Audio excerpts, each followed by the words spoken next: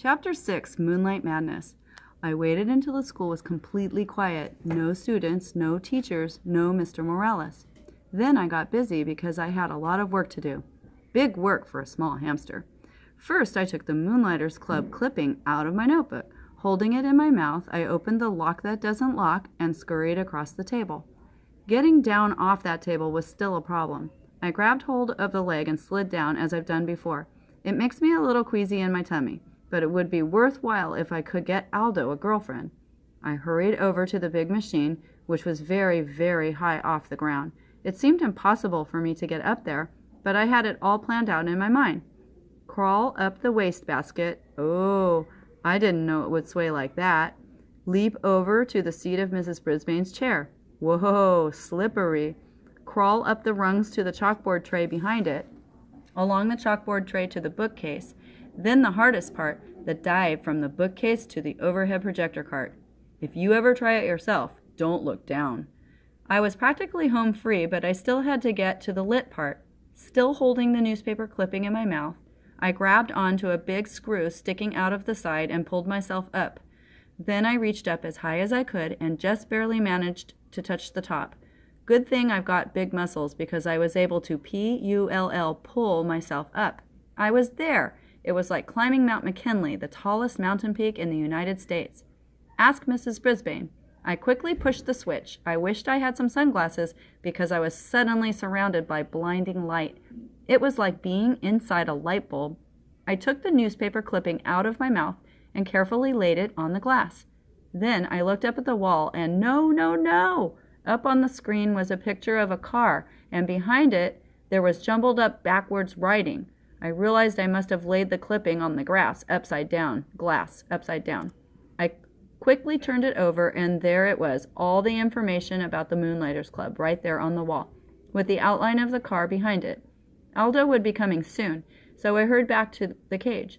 It was faster getting back because it was mostly downhill until the very end, when I had to swing my way up the cord to the blinds and back to the table. I was panting pretty hard by the time I closed the cage door behind me. I didn't even have time to catch my breath before Aldo swung the door open. "Whoa, who left that on?" he exclaimed as he entered. "That thing could overheat." He hurried over to the overhead projector. "Look at the wall! Look up at the wall," I squeaked, but the words only sounded like hamster peeps. Aldo didn't waste a second. He flicked the machine off. All that work for nothing. But then a funny thing happened. Aldo turned the machine back on and looked at the wall. "What's this?" he muttered. "Why did Mrs. Brisbane have this up here? Hey, nice car."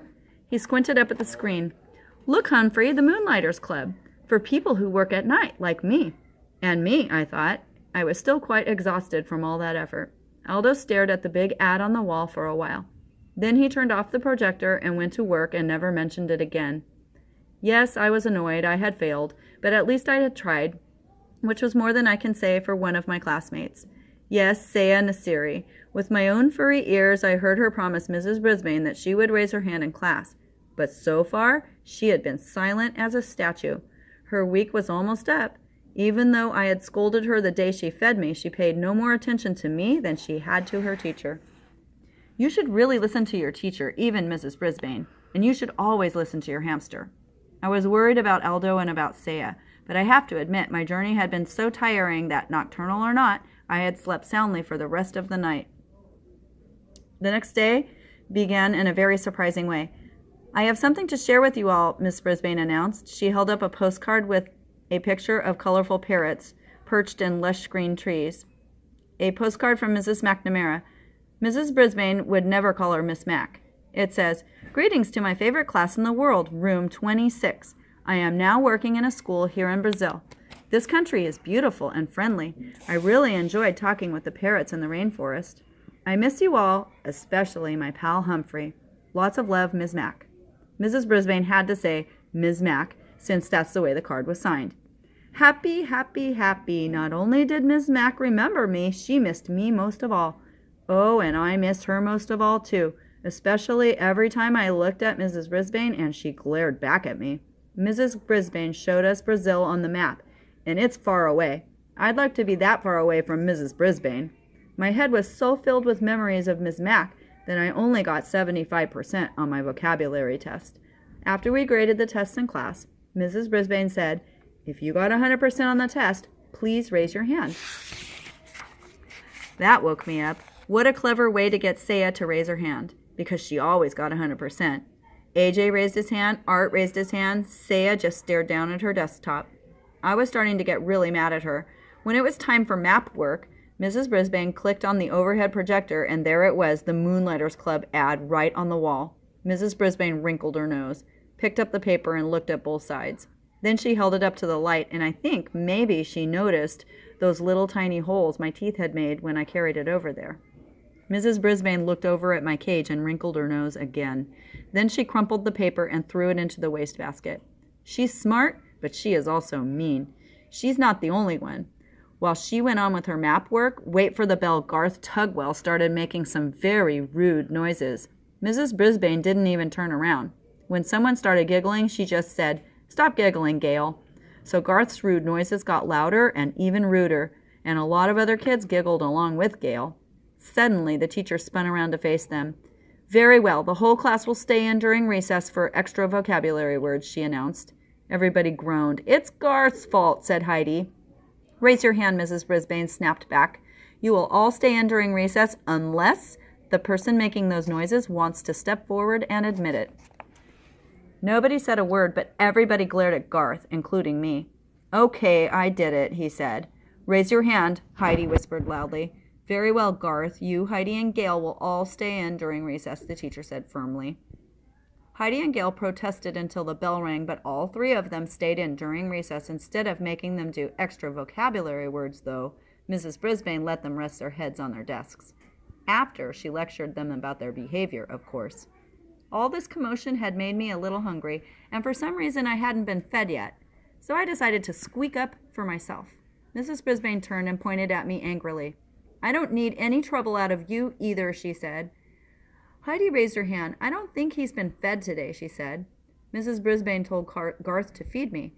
Then she dismissed the girls and told them to go outside and play for the rest of recess. So she wasn't completely mean to them anyway. She even trusted Garth to be alone in the room while she took some papers down to the office. I'd always liked Wait for the Bell Garth, so I was surprised when he started grumbling at me as soon as he filled the water bottle and put some fresh mealworms in my cage. "One of these days you'll get in trouble too," he said. "I'll see to that." "Huh?" I squeaked. "Everybody hates me. Everybody loves you. You're just a rat in disguise." The words hurt me a lot. Why would Garth say that? I mean, sure, almost everybody does love me, but I don't make rude noises, and I don't get other people into trouble. I was still pondering Garth's behavior when my classmates returned to room 26. Mrs. Brisbane must have gotten rested up over the recess, and because she greeted them with a smile. "I have a surprise for you," she told the kids. Surprises always get the class's attention. They think surprises are always good. However, I know that surprises can sometimes be bad, like the day Miss Mack left me forever. "We're going to pick who gets to take Humphrey home for the weekend," she explained. "Now, you all know whether or not your parents gave permission for you to bring him home. So if you'd like Humphrey this weekend, raise your hand now." Hey, hey, hey! You should have seen all the hands that went up. I could hardly believe my eyes. Miranda and Heidi and AJ and every single hand in the class, even except Garth's. Even Saya Nasiri raised her hand. Mrs. Brisbane noticed. "Saya, do you think it will be all right with your parents?" she asked. Saya nodded her head. "I can't hear you," said Mrs. Brisbane. "Yes, ma'am," said Saya. It was strange to hear her voice in the classroom. Mrs. Brisbane gave her a note to bring back from her family on Friday. I napped the rest of the afternoon, but whenever I woke up and glanced over at Saya's desk, I saw her doing something I'd never seen before. Smiling. Tip 6. You can leave your hamster alone for a day or two. Otherwise, find a suitable caretaker, or if possible, take your hamster with you. In its own cage, a hamster can be very portable. Guide to the Care and Feeding of Hamsters, Dr. Harvey H. Hammer.